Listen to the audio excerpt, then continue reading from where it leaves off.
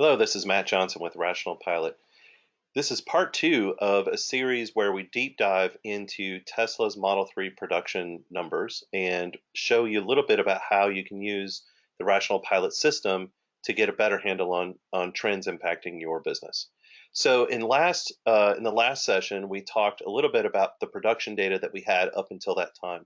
Now, as we noted, this production data comes from the Bloomberg Model 3 tractor. That tracker can be found on Bloomberg's webpage. And there's actually a number of things that you can find on there in addition to um, uh, notes that they have about revising the data set that they've been publishing. We'll get into that in a little bit, but I just wanted to take you guys first through some of the stats that Bloomberg has put out. So we're going to be using these stats as our basis for demonstrating the rational pilot system. So first, let's jump in. We've got the data set from before. Now, there was a note. This data set ends on June 8th, and there was a note about 10 days after that on the Bloomberg website that some of the methodology had changed. So when we upload our revised data set, we're going to take that into account. As well, Tesla has recently, in addition to stating that it met its production goal of 5,000 units per week, it has stated a new goal of upping that to 6,000 units. So when we go into our new revised Excel spreadsheet, we'll show those changes as well. So let's take a look at the tool real quickly. So here you have the original data set. And what we're going to do, there's a couple of different ways you can go about adding data to an existing project. One is the update time series. Now, if you have a time series, the way this works, if you have a time series that has the same name, what it will do is it'll go through and it'll upload this data set that you already have. If you would rather add data sets to the project, you would select the add time series. We're going to go ahead and do the add time series so we can do some compare and contrasting and show you some of the changes that happen to the Bloomberg methodology. So before I do that, let me just show you guys the source data as we have it.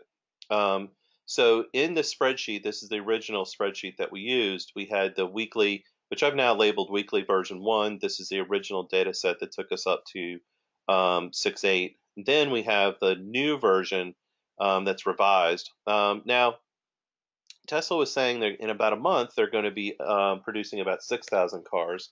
So why don't we start that in August? We'll just set our forecast here to 6,000. And you can see to the left of these cells, I've got it labeled as forecast. So anything coming into the system that's got a label on it, it will assume is associated with your forecast.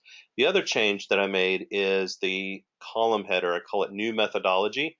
And again, that's because if it sees it come in as weekly production, which is the existing label, it's going to try to merge those two data sets together. So we're just going to give it a little bit of a different name so we know the system knows that we've got a new data set. The other thing you're going to want to do is the data set that we'll pull from, the active sheet that we'll pull from, is always the left-hand most sheet in your workbook. So if we wanted to put the version 1 data back on the system, we would make it the active sheet. But since we're doing version 2, we'll just move that back over. We'll save the file, and then we'll go in and add the time series. You'll get a little warning here just mentioning the difference between update and add, which we've already covered, so we'll click OK. Again, this is a flat format. It doesn't matter if you're column-oriented or row-oriented. Either will work. So we'll just add number of cars as a label, and then we'll choose our file, and then we'll import it. Okay, so now visually you can kind of see right off the bat that our new data set shows the revised number going into 6,000 versus the old forecast that showed it staying at 5,000. So let's take a quick look at the differences between these two data sets. So when we click the compare button, you can see that, first of all, our original data set finished a little bit earlier. It also, in the new data set, that uptick is now gone, and production actually went further down before it came back up. Now, this data set here ends on June 29th, and Bloomberg was estimating at 3,777. If you look at their current number, they're at 4,400. That's still a little bit lower than what Tesla said they were able to achieve as of Saturday morning, Sunday morning. And they were at, I think, 5,031 cars, something like that.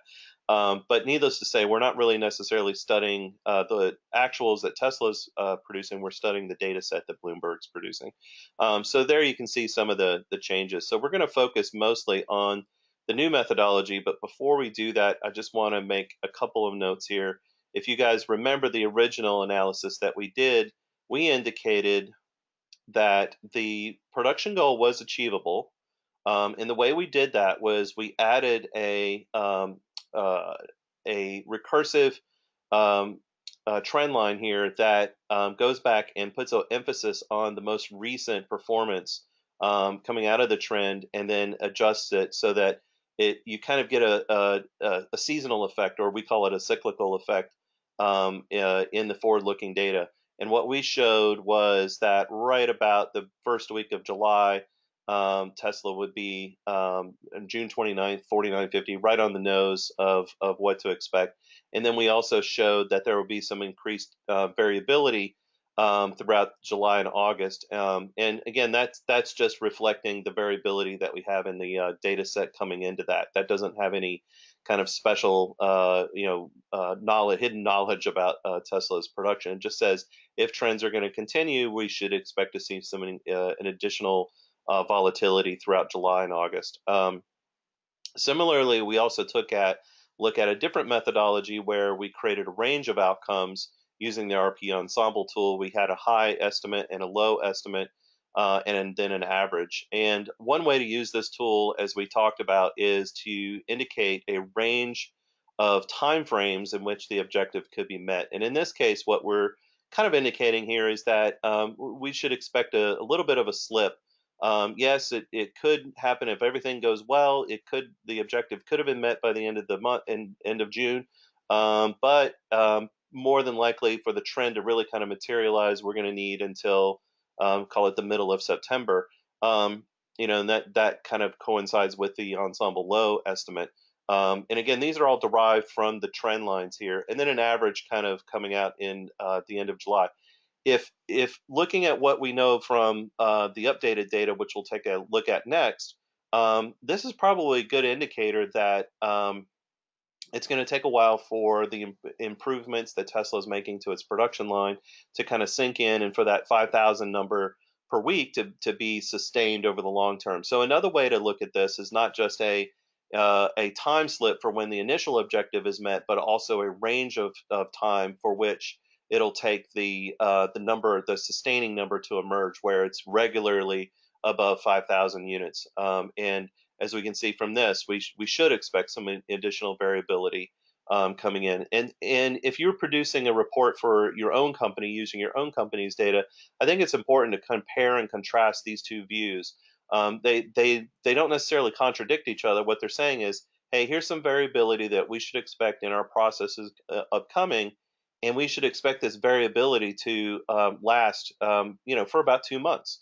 That's a pretty decent way to set expectations within your own company about what resources are going to be needed, and how to think about the current situation given existing trends. So let's switch back to the new data. Take a look at that. So with the new data, we can see that what they did was they had a very sharp spike. This was expected by our model.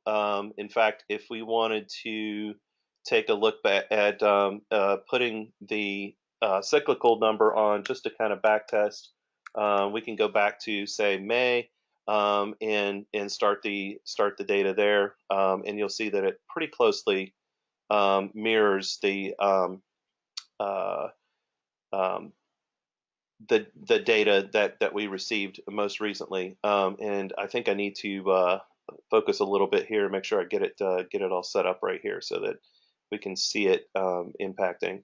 So let's throw on for 26/2018, and this will begin our calculations.